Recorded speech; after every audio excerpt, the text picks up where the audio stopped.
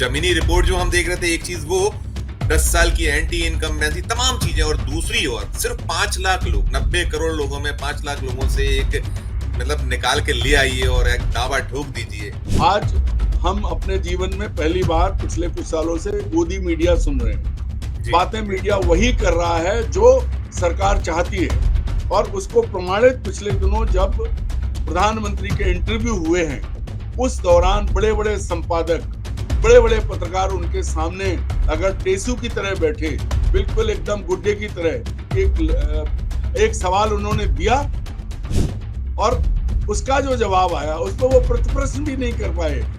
जब अगर प्रधानमंत्री कहते हैं कि महात्मा गांधी को 1982 से पहले कौन जानता था, एक फिल्म आई और उसके बाद जो है वो गांधी हो गए, कांग्रेस ने कुछ नहीं किया, तो सामने बैठे पत्रकार, उनके मुंह में दही जम गया। वो ये नहीं बता पाए कि महात्मा को तो 1935 में ही टाइम मैगजीन के कवर पे दुनिया जानती थी। डीके शिव कुमार को दबाने की कोशिश की, जो वहां के प्रमुख नेता है। तो वो चीज, ये सिर्फ और सिर्फ वही बात आती है कि अन्य राज्यों में, उत्तर भारत में जहां ये सारी चीजें हैं, दक्षिण के राज्यों को भी आप ले रहे हैं, आप बीजू जनता दल को भी आप माइनस कर रहे हैं, बहुत जम के, वहां भी उड़ीसा भी बहुत जम के जी, आप जो है बंगाल भी माइनस कर रहे हैं। तो हे प्रभु अंतर्यामी, फिर आप छोड़ क्यों रहे हैं? सीधे कहिए कि अब आगे कोई चुनाव नहीं, पूरे 543 पार, क्योंकि आप, भगवान ने भेजा है मशीन, आपके मशीन का अनुभव, आपको खाने को अनाज नहीं था, भीख मांगते थे, उसके बाद मशीनें इस्तेमाल करते थे। तो सीधे सीधे मान लीजिए कि हाँ, ये चुनाव जनता सिर्फ मुहरा है, असली चीज मशीन है, और उससे किसी भी राज्य में कोई फैसला पलटा जा सकता है। चुनाव आयोग ने जयराम रमेश से जवाब तलब कर लिया है। वैसे पूरा एनडीए के नेताओं के बयान देख लें, अगर प्रधानमंत्री के सबसे ज्यादा सांप्रदायिकता, जातीयता, धर्म, धमकी, सब कुछ था उनके भाषणों में। मेरा मुंह नहीं खुलवाओ, नहीं तो 8 पुस्त का इतिहास खोल दूंगा, भैंस चोरी कर ले जाएंगे, मंगलसूत्र छीन ले जाएंगे, मुसलमानों को दे देंगे, कपड़ों से मैं पहचान लूंगा। नमस्कार, मैं हूं संजीव श्रीवास्तव, आप देख रहे हैं 4 PM न्यूज नेटवर्क। देश में अगला राज किस दल का होगा, अब इस फैसले में कोई 36 घंटे शेष बचे हैं। आज हम करीब 6:30 बजे इस कार्यक्रम को रिकॉर्ड कर रहे हैं। एग्जिट पोल को आए हुए भी 24 घंटे हो गए हैं, और एग्जिट पोल आने के बाद से रार मची हुई है, तकरार चल रही है। सत्तारूढ़ दल भारतीय जनता पार्टी, उसके घटक दल दावा कर रहे हैं कि हमने जो कहा था कुछ उसी के आसपास नतीजे संभावित हैं। अलग अलग एजेंसीज जो देश में एग्जिट पोल का एक तरीका है, उसे लेकर कल शाम को जब अंतिम चरण के मतदान का समापन हुआ, उसके बाद से एग्जिट पोल आ गए, और अलग अलग एजेंसीज ने अपने अपने जो संभावना है, जो परिणाम को लेकर जताई है। और जो सबसे ज्यादा जिस एजेंसी को प्रमुखता से देश लेता है, उसमें एक्सिस माई इंडिया है, जिसने साफ कर दिया है कि भारतीय जनता पार्टी या एनडीए 400 पार जा रहा है। और भी अलग अलग दलों के जो अलग अलग, माफ कीजिएगा, एजेंसीज के जो संभावनाएं जो जतलाई गई हैं, उसमें अधिकांश एजेंसीज यही कुछ नतीजा बतला रही हैं जो एक्सिस माई इंडिया का है, 361 से 401। और यदि हम दूसरे एक एबीपी सी वोटर की बात करें तो वो 353 383 कह रहा है। और कुछ और अन एजेंसीज या अन जो चैनल हैं, उनके भी जो संभावनाएं जो जतला रहे हैं परिणामों की, वो भी इसी के आसपास, ये 400 पार के भी कुछ आंकड़े दिए, और किसी ने तो 416 तक कह दिया है। अब इसी को लेकर चल रहा है, देश में यही चर्चा का विषय है। तो इस चर्चा के बीच हम भी एक चर्चा करने जा रहे हैं, और चर्चा के शुरू करने के पहले ये भी अपने दर्शकों को जानकारी देना चाहूंगा कि अभी एक और मसले पर election commission of India action में आया है। हमने पूरे चुनाव में देखा, बहुत सारी शिकायतें हुई, ऐसी त्वरितता, इतनी जो एक आतुरता नहीं दिखाई, लेकिन इलेक्शन कमीशन ऑफ इंडिया ने केंद्रीय, जो पूर्व केंद्रीय मंत्री और कांग्रेस के वरिष्ठ नेता जयराम रमेश के जो एक बयान रहा था शनिवार को, उन्होंने कहा था कि जो ये एग्जिट पोल आने के बाद से वे कह रहे थे कि एक एक्स करके कहा गया था उनकी ओर से कि केंद्रीय गृह मंत्री अमित शाह सक्रिय हैं, शनिवार सुबह से वे निरंतर देश भर में कलेक्टरों से बात कर रहे हैं और 150 से ज्यादा कलेक्टरों से बात करने लेने का दावा जयराम रमेश की ओर से हुआ था। उन्होंने जो एक्स किया था वो अभी मौजूद है एक्स, तो इसको इलेक्शन कमीशन ऑफ इंडिया ने संज्ञान में ले लिया और जयराम रमेश से जानकारी मांगी गई थी, सूची मांगी गई थी कि वो 150 से ज्यादा जिन डीएम्स की बात करें उनकी सूची दें। और इलेक्शन कमीशन ऑफ इंडिया ने कहा है कि चुनाव प्रक्रिया पर इसे संदेह पैदा हुआ है और जो ये डीएम्स होते हैं, जो प्रक्रिया मशीनरी होती है, वो इलेक्शन कमीशन ऑफ इंडिया के अधीन होती है, तो संदेह को दूर करने के लिए तत्काल सूची देना चाहिए। आज शाम तक का वक्त दिया था। इधर जयराम रमेश ने प्रेस कॉन्फ्रेंस करके साफ कर दिया है कि इलेक्शन कमीशन ऑफ इंडिया पे उनका भरोसा रहा नहीं है, कांग्रेस का भरोसा रहा नहीं है। इलेक्शन कमीशन ऑफ इंडिया का जो रूल रहा है इस पूरे इलेक्शन में, तो तमाम रार और तकरार जो चल रही है, इन्हीं सब पर बातचीत करने के लिए हम चलेंगे खास मेहमान के पास। सीनियर मेहमान है, जुड़ गए हमसे, श्री अरुण दीक्षित जी हैं। आप लोग, हमारा जो 4 PM का दर्शक वर्ग है वो उन्हें निरंतर देखता है, बहुत खरी खरी बोलते हैं, साफ साफ बोलते हैं। अरुण जी, आपका बहुत बहुत स्वागत है। मैं दर्शकों को बता भी दूंगा कि अरुण दीक्षित साहब करीब 4.5 दशक का उनका दीर्घ अनुभव है जर्नलिज्म का। नवभारत टाइम्स और अलग अलग उनका जो क्षेत्र रहा है पत्रकारिता का, और बहुत लंबे वक्त तक नवभारत टाइम्स को उन्होंने रिपोर्ट किया है, संपादक भी रहे हैं वे यूपी के संस्करण के। और उत्तर प्रदेश ये बहुत अहम राज्य है और बाकी तो देश पूरा का पूरा है। और जो एग्जिट पोल आए हैं उनसे हम समझने बूझने, उनका नजरिया लेने का प्रयास करते हैं। अरुण जी, पुनः स्वागत करूंगा और शुरुआत यहीं से करता हूं।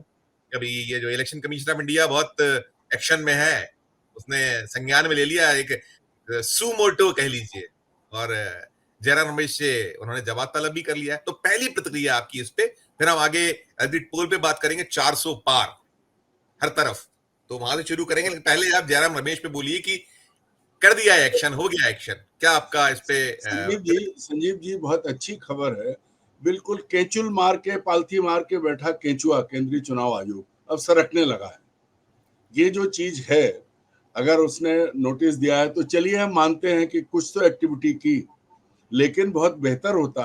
देखिए, कांग्रेस और इंडिया गठबंधन से जुड़े तमाम दल लगातार जो बातें करते रहे, जो उन्होंने शिकायतें की हैं चुनाव आयोग ने, अब आप सोचिए कि ये चुनाव आयोग कितना सक्रिय रहा। जयराम रमेश का एक बयान की कलेक्टरों से बात की है, ठीक है, वो आयोग के दायरे में आता है, उस पर बात हुई, अच्छी बात है, जवाब तलब करना चाहिए। लेकिन तब कहाँ सो रहा था जब ममता बनर्जी के खिलाफ भाजपा के एक प्रत्याशी ने, जो रिटायर्ड जज है, ऐसी अपमानजनक बात कही थी जो इस चैनल पे बात भी नहीं कर सकते। तब कहाँ सो रहा था जब प्रधानमंत्री और गृह मंत्री तमाम नियमों को धता बताते हुए चुनाव प्रचार के दौरान वो जातीय स्तर पर गए, वो सांप्रदायिक स्तर पर गए, उन्होंने सभी को खींचा। तो अच्छा होता कि केंचुए की नींद थोड़ा पहले खुलती तो मजा आता, लेकिन जब जागे तब सवेरा। मैं मानता हूं कि अच्छा किया है, लेकिन थोड़ा अपने ऊपर उठ रही उंगलियों से वो थोड़ा घुमाने के लिए अगर एक दो सवाल वो प्रधानमंत्री से सीधे पूछ ले तो ज्यादा बेहतर होगा, अच्छा लगेगा पूरे देश को। लेकिन उम्मीद नहीं है, सिर्फ हिज मास्टर्स वाइस बन के रह गया है, इससे आगे ना तो इसकी किसी को परवाह बची, ना ये कुछ कर पाएगा। बिल्कुल, बस एक कदम उठा लिया और कहेंगे कि हमने नोटिस दे दिया। जी जी, ठीक, बिल्कुल आप करें। अरुण जी, ये जो 400 पार जो हम देख रहे थे कि जब लोकसभा के चुनाव हो रहे, वो जो अंतिम सत्र था, तब ताल ठोकी थी प्रधानमंत्री जी ने। फिर पूरे जो शुरुआत हुई, पहला चरण, दूसरा चरण, और फिर धीरे धीरे उसको कम किया, फिर बाद में उसका गेर बदला, 5वें चरण से फिर हो गया। तो अब जो ये जो एग्जिट पोल आया है 400 पार का, और अब देश में जो एक विमर्श का विषय यही है कि क्या ये इसी के अनुरूप नतीजे आ रहे हैं या फिर नतीजे कुछ और आ सकते हैं। जो कि जमीनी हकीकत की बार बार बात हुई, जमीनी हकीकत कुछ और दिखती थी, और जो वर्डिक्ट आ रहा है एस पर एग्जिट पोल, हालांकि वो एग्जिट पोल तो 4 जून को ही होगा जब ईवीएम की काउंटिंग के बटन दबेंगे। तो फिलहाल जो विमर्श का विषय है, इस पे आपकी प्रतिक्रिया? संजीव जी, एग्जिट पोल आया कहां से, पहले एक थोड़ी देर इस पे बात करते हैं, शुरुआत कहां से हुई। एग्जिट पोल सबसे पहले अमेरिका में हुआ था।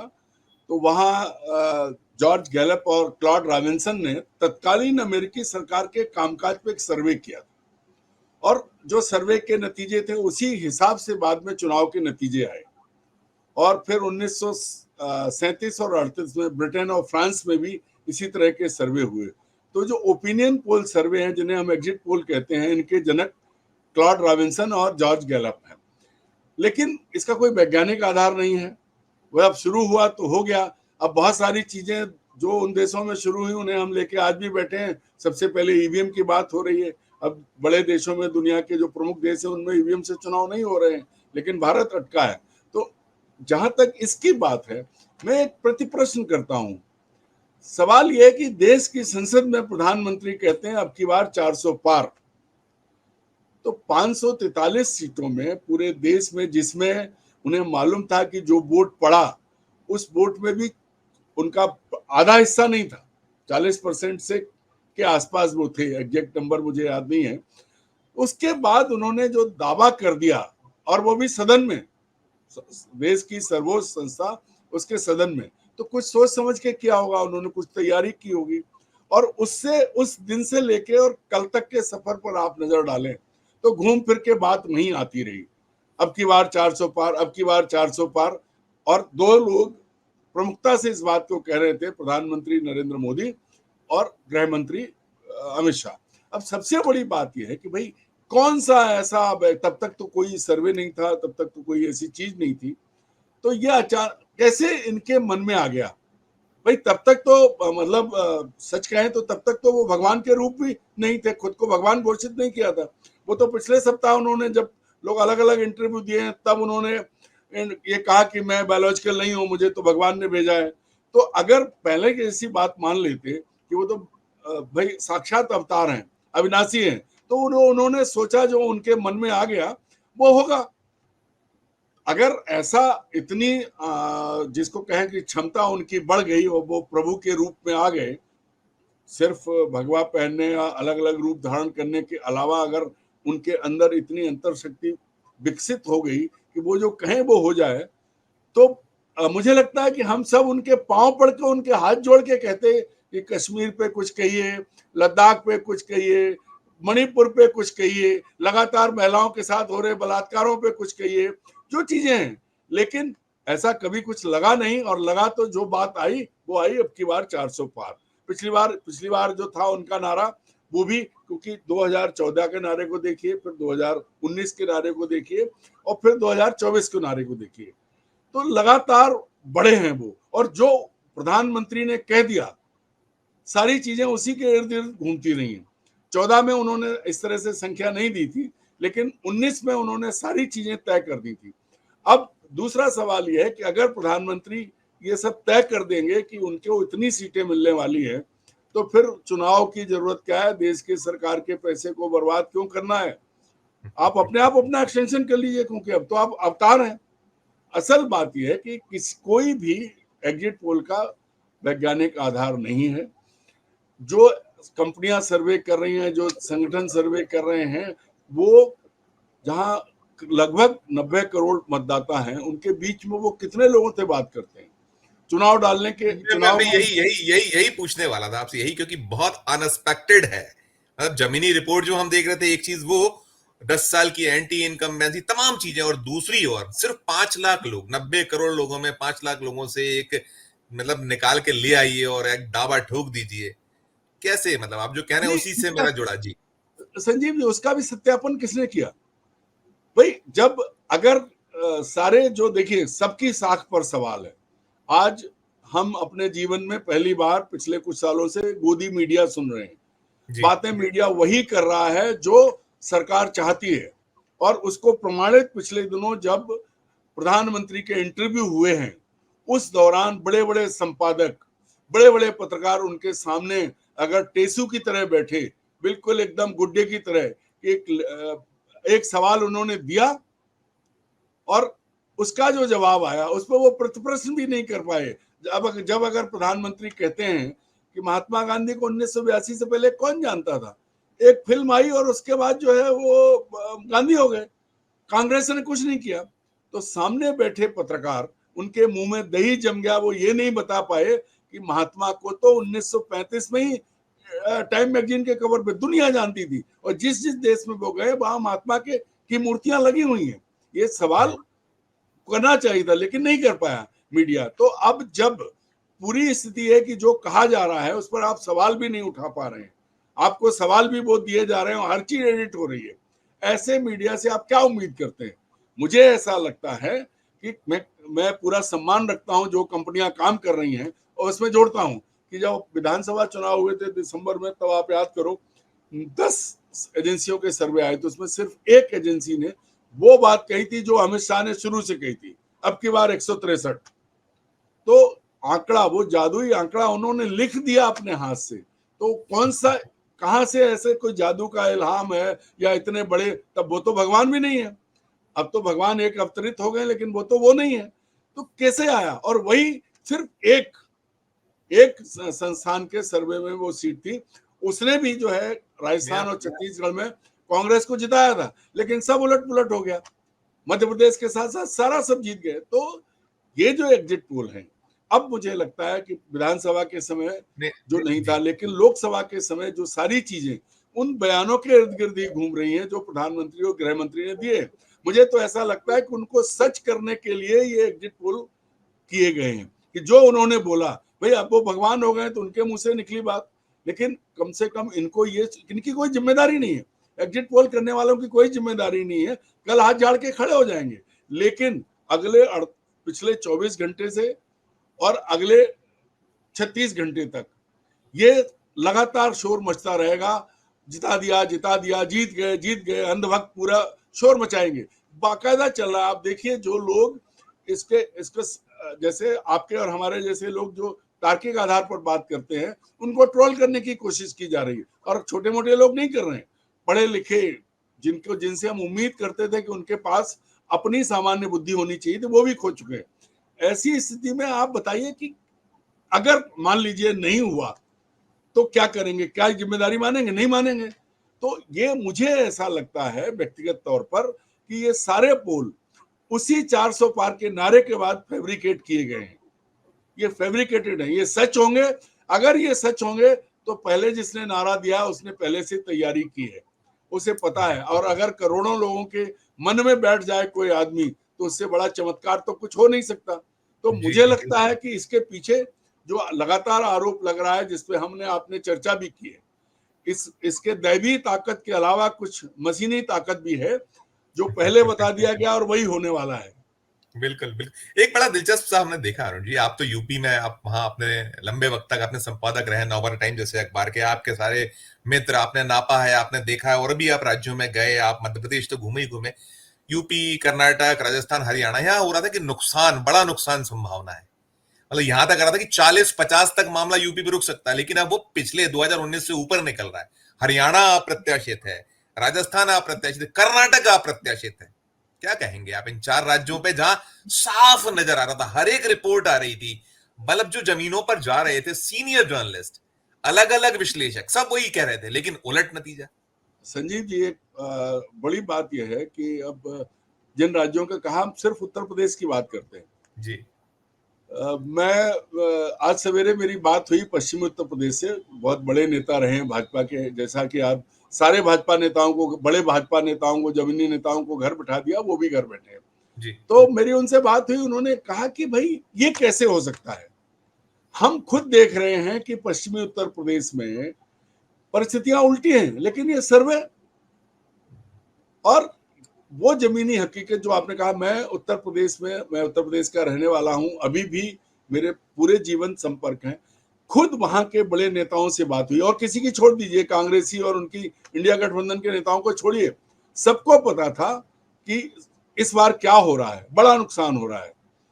मायावती को आगे करके जो कोशिश की गई थी नरेंद्र मोदी और अमित शाह के द्वारा, वो भी नाकामयाब दिख रही थी, क्योंकि मायावती का जो परंपरागत वोटर है वो इंडिया गठबंधन के साथ गया है। ऐसे कम से कम 10 लोगों से मेरी बात हुई है जो उसी समाज से आते हैं और डंके की चोट पर हाथी को वोट देते थे, लेकिन इस बार उन्होंने कहा नहीं, हमने साइकिल को वोट दिया है। जब ये सब हो रहा है और नुकसान पहुंचाने की कोशिश में जब मायावती के भतीजे ने एक बयान दे दिया, जो उनका उत्तराधिकारी, घोषित उत्तराधिकारी था, तो ये दबाव बनाया कि उस बेचारे को उसके पद से हटा दिया और प्रचार से हटा दिया। इतना दबाव मायावती के ऊपर था और उन्होंने जो प्रत्याशी उतारे, तो वहां चाहे मुसलमान हो और चाहे दलित हो, उन्हें पता था कि ये वोट काटने के लिए उतरे हैं। अब इस सब के बाद फिर वही बात आती है कि जब अंतर्यामी ने कह दिया और फिर उनके इशारे पे चलने वाले एग्जिट पोल आ गए, तो नहीं, अब उसको क्या उसको बचता उसको है? उसको उसको उसको जस्टिफाई किया गया है। वो जो एक्सिस बैंक इंडिया के जो मुखिया हैं, उन्होंने कहा है कि बहुत बड़ा नुकसान पहुंचाया है मायावती ने नहीं वो पूरे, हाँ, अलायंस को। ये जस्टिफिकेशन उनकी तरफ से आया ये, है, वो कहा ये है उन्होंने। अब अगर एक चुनाव क्षेत्र जिसमें 15 लाख वोटर होते हैं, कम से कम 10 से 15 लाख, 20 लाख भी हैं, और पूरे 5 लाख, सिर्फ 5 लाख लोगों का सर्वे करके पूरे देश की सीट का रुझान बताने वाले ये अंतर्यामी के सेवक क्या दिखाना चाहते हैं? अरे मायावती का उदाहरण के साथ, अब समय नहीं है और हमने उस तरह से बात करने से मैं बता सकता हूं कि विधानसभा में और बाकी चुनाव में क्या हुआ था पिछली बार। जब उन्होंने बड़े बड़े वोट काटने के लिए लोग उतारे, तो क्यों नहीं उनका एक भी सांसद उस तरह से पिछली बार 14 में क्यों नहीं जीता था? ये जो सारा गेम हुआ है, वो गेम ये है कि अब पब्लिक को समझ में आ रहा है। देखिए, अगर आप बात करें तो मतदाता कौन था? दलित और मुसलमान सबसे ज्यादा जो गए थे। मुसलमान कहाँ से टूटे थे? अखिलेश यादव का यादव और मुसलमान का माई जो कॉम्बिनेशन था, वो मायावती ने तोड़ा। इनके साथ जुड़े, चाहे कांग्रेस के साथ एलिट मुसलमान था, मुलायम सिंह के साथ जुझारू मुसलमान था, तो मायावती ने पसमंदा मतलब निचले दर्जे के जी गरीब जी, तबके के मुसलमानों को, जो है निचले तबके के मुसलमानों को नेता बनाया। हालांकि सब वो भी सब उन्हें छोड़ के चले गए। तो वो सब समझ गए हैं बाबा योगी आदित्यनाथ की सरकार में अब तक जो कुछ हुआ है, वो उत्तर प्रदेश का मुसलमान सबसे ज्यादा गहराई से समझ रहा है। और उस राज्य में अगर आप मायावती को मुसलमानों को मायावती की तरफ भेज रहे हैं, तो फिर भगवान ही मालिक है। या तो फिर इसमें यह है कि लोगों के, भारत के लोगों को कोई अपमान, कोई पीड़ा, कोई कष्ट, सब राम राज्य है। पूरा राम जी को पकड़ के लाए थे वो सामले सलोने राम जी जो आए, वो उन्होंने आके ऐसा कर दिया है कि अब देश में कोई दुख नहीं है, कोई तकलीफ नहीं है, राम कहीं और कुछ नहीं। मुसलमान दोनों, राम और मुसलमान दोनों कह लीजिए। हाँ, तो ये जो मुद्दा है, ये जो कहा जा रहा है उत्तर प्रदेश का, वो कहीं से भी सच्चाई से परे है। लेकिन फिर वही बात आती है, ये एक तरफ अंतर्यामी अविनाशी और दूसरी तरफ उनके नियंत्रण वाली मशीन। तो पहले जब कह दिया, तो जिस दिन 400 पार का नारा दिया होगा, उसी दिन से तैयारी शुरू की गई होगी। और उसी तैयारी को ये लोग जमीन पे ला रहे हैं, दिखा रहे हैं, ताकि ये कहा जा सके कि जो साहब ने कहा था वो तो एग्जिट पोल में कहा, मीडिया वालों ने कहा। अब ये गोदी में बैठा मीडिया, मैं चुनौती देता हूं कि एक बार दोबारा चले, हम साथ चलते हैं, करें सर्वे, जो जो इलाका वो चुनते हैं, हम 2-4 लोग साथ चलेंगे, तब देखेंगे क्या है। अब बात वही है कि भाई आपने करोड़ों लोगों के बीच में 5 लाख से बात कर ली और घोषणा कर दी, आप सोकल्ड कर सकते सोकल्ड सोकल्ड सोकल्ड बातचीत, सोकल्ड बातचीत। भाई, इसको कहते हैं ना कि आप कर सकते हैं, क्योंकि कल आप पर कोई जिम्मेदारी नहीं आएगी आपके खिलाफ। अब जैसे एक बयान पर चुनाव आयोग ने जयराम रमेश से जवाब तलब कर लिया है, वैसे पूरा एनडीए के नेताओं के बयान देख लें अगर, प्रधानमंत्री के सबसे ज्यादा सांप्रदायिकता, जातीयता, धर्म, धमकी, सब कुछ था उनके भाषणों में। मेरा मुंह नहीं खुलवाओ, नहीं तो 8 पुस्त का इतिहास खोल दूंगा, भैंस चोरी कर ले जाएंगे, मंगलसूत्र छीन ले जाएंगे, मुसलमानों को दे देंगे, कपड़ों से मैं पहचान लूंगा, शहजादे, ये जो भाषा है ये। और मुझे ऐसा लगता है कि ये एक वेल डिजाइंड, पूर्व सुनियोजित कार्यक्रम के तहत संसद में जो बोला गया, पहले ही तैयारी कर ली थी कि हाँ भाई हमें ये करना है, मीडिया जी अपने साथ है। जी वो जी। पहली बार ऐसा हुआ कि चलिए प्रधानमंत्री से सवाल नहीं पूछ सकते, नहीं पूछे आपने, लेकिन बीजेपी के नेता, हालांकि कोई नेता अस्तित्व तो नहीं रखता, किसी की हैसियत नहीं है, अमित शाह और नरेंद्र मोदी के अलावा कोई बोल भी नहीं सकता। मुझे लगता है जेपी नड्डा ने जो इंटरव्यू उसको दिया था इंडियन एक्सप्रेस को, वो भी कहा गया होगा उनको, तब उन्होंने दिया, अन्यथा कोई नहीं बोल सकता। बड़े बड़े हमारे आपके मित्र हैं, उनको देखिए। देखिए इस बार क्या है, ये इसलिए संभव नहीं हो सकता था कि जब आप खुद कह रहे हैं कि आपके साथ संघ की आपको जरूरत नहीं, आप सक्षम हैं, आपने पूरा तब कह दिया। और बीजेपी के भीतर की जो स्थिति है, वो प्रमुख नेता जो वास्तव में बीजेपी में, जिन बीजेपी को आगे लाए हैं, किसके नाम ले आप, पूरे देश भर के राज्यों में देख लीजिए, मध्य प्रदेश सहित। क्या कसूर था शिवराज सिंह चौहान का? 163 सीटें जीतने के बाद भी उनको हटा दिया। ऐसे ही वसुंधरा राजे सिंधिया, ऐसे ही गुजरात पूरा खत्म हुआ, महाराष्ट्र खत्म हुआ, तो वो बीजेपी अलग विरोध कर रही है। और उसके बाद हुजूर कहते हैं 400 पार और पूरा गोदी मीडिया लग जाता है, सारे सर्वे आ जाते हैं। तो ये आश्चर्य से मतलब उससे भी है कि कैसे समझे ये, लगता है कि सीधी आकाशवाणी हुई है, संसद में जो आकाशवाणी हुई उसको पूरा करवा रहे हैं लोग। बिल्कुल बिल्कुल। इसमें इसमें अरुण सर एक चीज और भी है। इसे तो बिल्कुल आपने जो 4 राज्यों में आपने कहा कि जो हम कह रहे थे नुकसान वाली, लेकिन एक और चीज कि साउथ में तमिलनाडु और केरल, हम वहां भी हमने बहुत कोशिश की, बहुत खंगाला था, बहुत टटोला था, और हमने रिपोर्ट्स देखी लगातार, चाहे वो प्रमुख अखबार, प्रमुख चैनलों पर, गोदी मीडिया छोड़ दीजिए जो वास्तव में सचमुच में धरातल पे रह के करते हैं। अब आप तमिलनाडु में 4, केरल में 3, कैसे इसमें कैसे क्या, मतलब ये फिर वही क्या भाई, आप किसको क्या कमाल है, ये कैसा कमाल है। और अब ये तेलंगाना बढ़ रहे हैं आप, मतलब चलिए आंध्र प्रदेश हम मान लेते कि आपने वहां एक अच्छा गठजोड़ कर लिया और वो चंद्रबाबू नायडू की चल रही है, लेकिन ये कि तमिलनाडु केरल जहां आपका नाम लेवा नहीं, वहां आप जो निकल के जा रहे हैं उसके एडीआईएम एडीआई एआई एडीएमके के आगे और सब क्या है, और वहां एलडीएफ को पीछे छोड़ रहे हैं आप केरल में, क्या कहेंगे? नहीं, आप देखिए, सबसे बड़ी बात यह है कि ये कैसे संभव हो सकता है। कितने लंबे समय से ये सारी चीजें चल रही हैं। अंग्रेज और मुसलमान भी जो आक्रांता आए थे वो भी दक्षिण नहीं जीत पाए। कांग्रेस थी दक्षिण में, धीरे धीरे वो भी सिमट के उत्तर में आ गई। दक्षिण की पार्टियां चाहे डीएमके, एआईडीएमके, केरल का गठबंधन लेफ्ट का हो, तमिलनाडु और आंध्र प्रदेश में तो अब कांग्रेस ही थी। वो जगन रेड्डी के पिता क्या थे, तो वो जो है वो खत्म हो गया।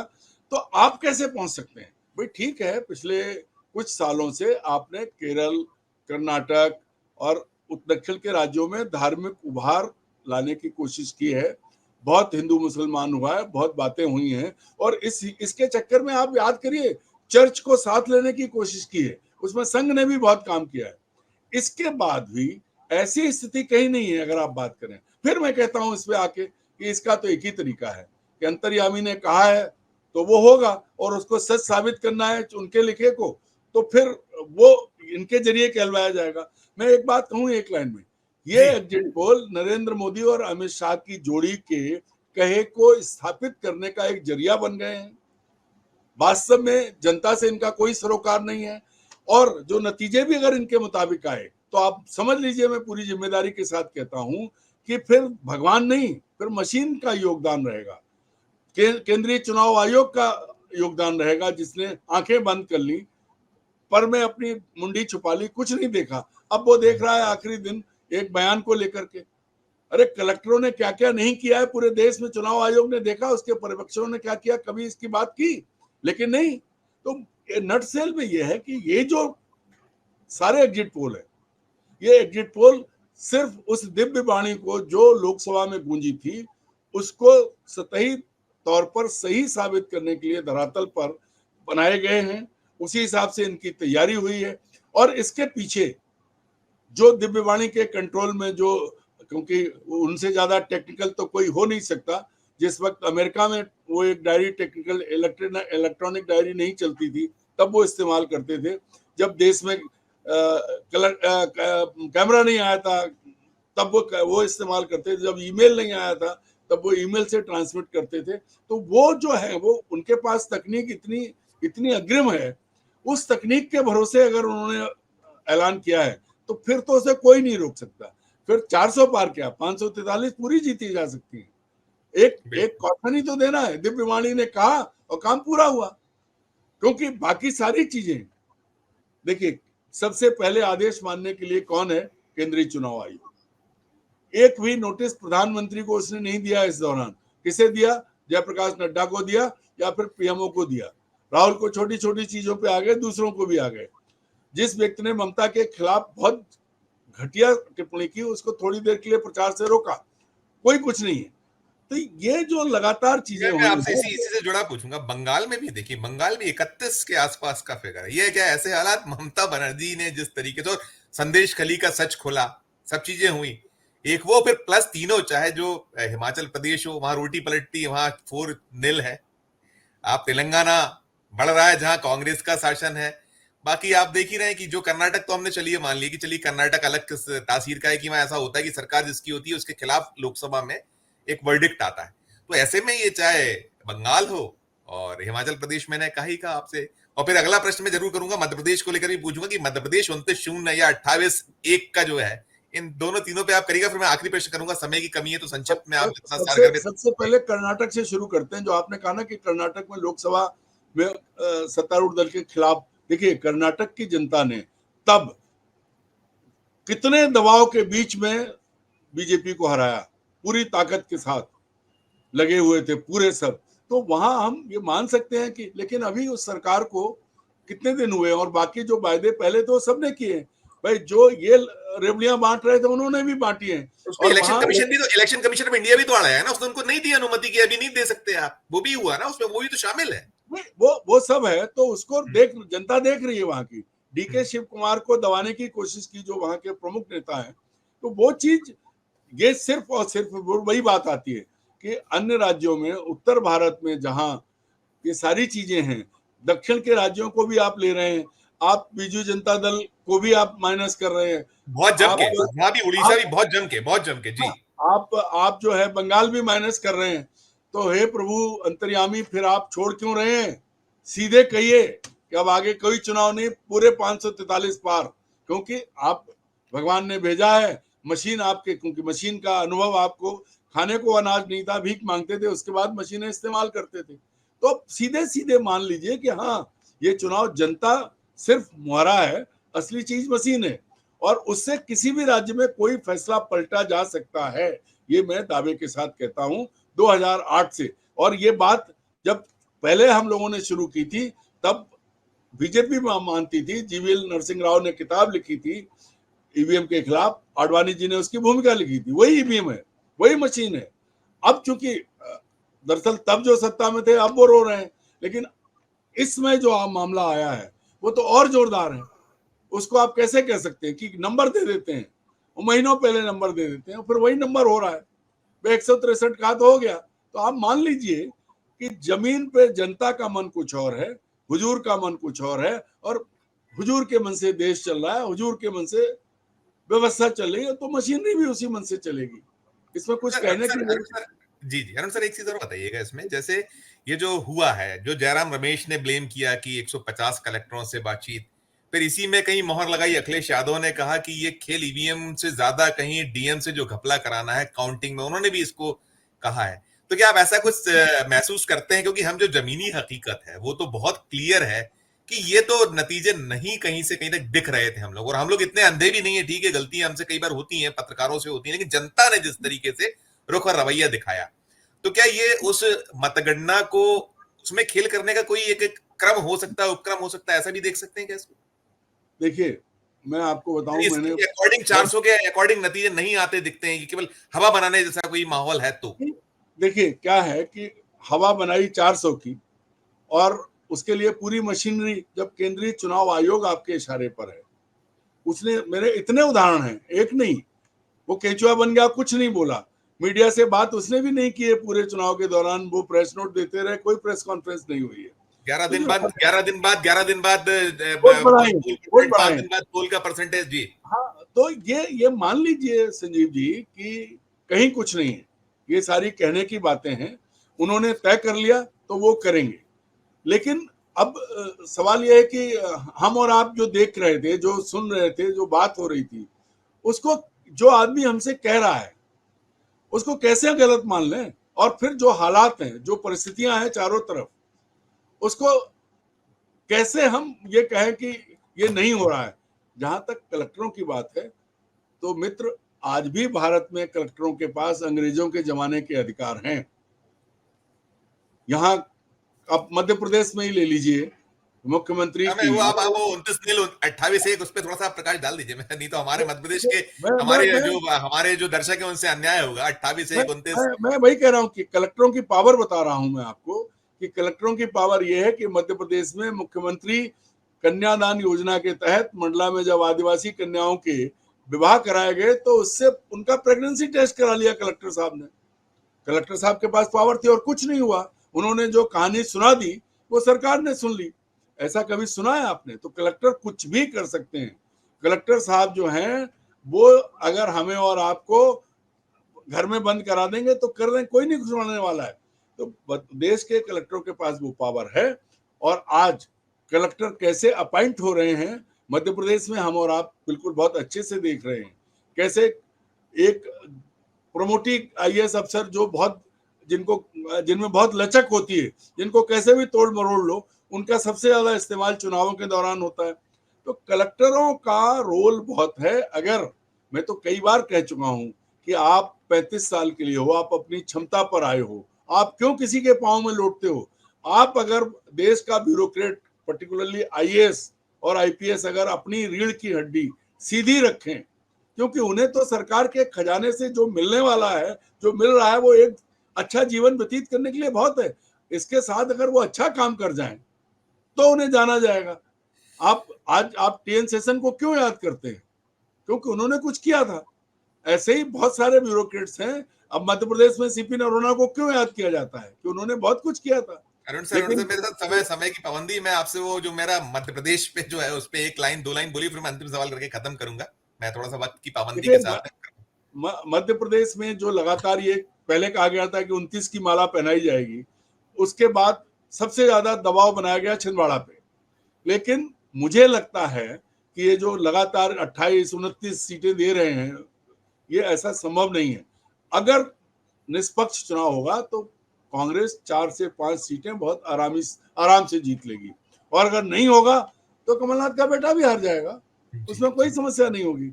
मशीन आई तो कुछ भी होगा। अन्यथा मैं 29 में से एक तो वो पहले ले चुके, दूसरी उन्होंने विड्रॉ करा के, तो 27 में जो चुनाव हुआ है, 27 में 5 तक तो आराम से जीतना चाहिए मध्य प्रदेश में कांग्रेस को। और अगर वो नहीं जीती तो जय मशीन माता, तकनीक जिंदाबाद। जी जी। सर, मैं अंतिम सवाल करूंगा। जो आपने कहा उसी का लब्बो लुआब मैं उसी से सवाल निकाल रहा हूं मैं आपका, कि यदि एग्जिट पोल नतीजों में तब्दील होता है, 400 पार चला जाता है, तो फिर हम इसको ऐसा मानेंगे कि ये नरेंद्र मोदी का ईवीएम आदेश है, ऐसा माना जाएगा? यही होगा भाई। ये नरेंद्र मोदी मत कहिए, अब कहिए अविनाशी। अवतारी पुरुष ने जो सोचा और जो सोच के संसद भवन में कहा, उसको जनता ने मान लिया और अपने आप वही कर दिया जो वो चाहते थे। भाई ये 80 करोड़ लोग तो अब देखिए, वो बात बीच में, चूंकि समय कम है, चुनाव आयोग उस दिन भी नहीं रहा बोल पाया कि जब आप मुफ्त में भोजन खाते हो तो दुआ दोगे कि नहीं दोगे, पुण्य लोगे कि नहीं लोगे। क्या मतलब है कि हम तुम्हें अनाज दे रहे हैं सरकार के खजाने से, तुम हमें वोट दे दो। सुभाष चंद्र बोस जी की तरह, सुभाष चंद्र बोस जी के तुम मुझे खून दो, मैं तुम्हें आजादी दूंगा। इसके बाद भी, क्योंकि हमने आपने जमीनी स्तर पे बात की है, हाँ जो कुछ भी हो, लेकिन ये नहीं होने वाला था कि 400 पार। और ये 8 जो प्रोमिनेंट एग्जिट पोल है, ये 8 को जो डिक्टेट दिया गया है, क्योंकि मेरे पास जानकारी है कि पहले ही सारे सबको मैसेज था, बीजेपी हेडक्वार्टर से गया था, बड़े बड़े सारे जो संस्थान हैं, कि ये इस लेवल पे रखना है, जिता के रखना है। तो 300 से लेके 400, भाई कोई अभी हो सकता है कि कल सवेरे कोई 500 पूरी पार करा दे, ये भी है। क्योंकि अब होड़ लगी है उन संस्थानों में कि कौन कितना ज्यादा आगे बताए। जितना ज्यादा सीटें वो एनडीए को बताएगा, उतना ज्यादा लाभ उसे 4 जून के बाद मिलेगा। और बहुत साफ है, सरकारी आंकड़े अगर निकल आए तो सब पता लग जाएगा कौन कहाँ कितना, किसने कितना पुरस्कार पाया है पहले, और क्या होने वाला है आगे, क्या होगा 4 जून के बाद पता लगेगा। लेकिन ये बात पक्की है कि जनता के ऊपर मशीन देवी हावी है। बिल्कुल ठीक, बिल्कुल ठीक। आपने बहुत सही कहा अरुण सर, आपने समय निकाला हमारे दर्शकों के लिए, और बहुत अच्छे से आपने ये एग्जिट पोल को लेकर जो वास्तविकता और दोनों में जो अंतर समझा, इसके लिए हम बहुत आभार जताएंगे, बहुत शुक्रिया अदा करेंगे। बहुत बहुत धन्यवाद। तो ये थे अरुण दीक्षित साहब, जो बहुत साफ साफ संकेत भी दे रहे थे और बात भी कर रहे थे। उन्होंने पूरा देश का हाल, पिक्चर को आपके सामने रख दिया है कि हालात क्या थे और ईवीएम माता क्या कह रही है। और वो कहीं ना कहीं ये भी संकेत खुलकर दे गए हैं कि यदि जो एग्जिट पोल है वो एग्जिट पोल में बदला, यानी कि 4 जून को नतीजे ऐसे ही कुछ आए, 400 पार होता है, तो निश्चित तौर पर ये जो महापुरुष हैं, वो नरेंद्र मोदी जी को जो हमने अवतारी पुरुष कहा, कि अवतारी पुरुष द्वारा दिया गया जो ईवीएम को जो आदेश दिया है, वो आदेश कहलाएगा, वो जनादेश तो कतई नहीं कहलाएगा। इस चर्चा में इतना ही। हम फिर किसी नए विषय, किसी नई चर्चा के साथ आपके समक्ष उपस्थित होंगे। हमारा आग्रह है कि हमारे चैनल को लाइक कीजिए, सब्सक्राइब कीजिए, और यदि आपने हमारे चैनल के ज्वाइन का बटन नहीं दबाया तो ज्वाइन का बटन भी जरूर दबाइए। हमारे इस वीडियो के कमेंट बॉक्स में जाकर कमेंट जरूर कीजिए कि ये चर्चा आपको कैसी लगी। प्यार बनाए रखिए, स्नेह बनाए रखिए और देखते रहिए 4 PM न्यूज नेटवर्क। धन्यवाद, नमस्कार।